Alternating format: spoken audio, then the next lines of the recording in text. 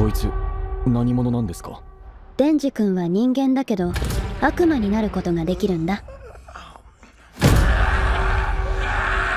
チェンソーの悪魔になれる。ああ、俺チェーンソーなれんの？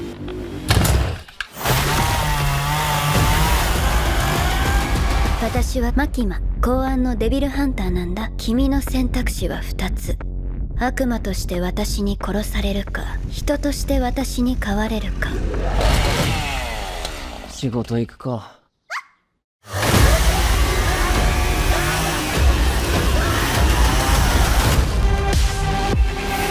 10の悪魔に狙われている。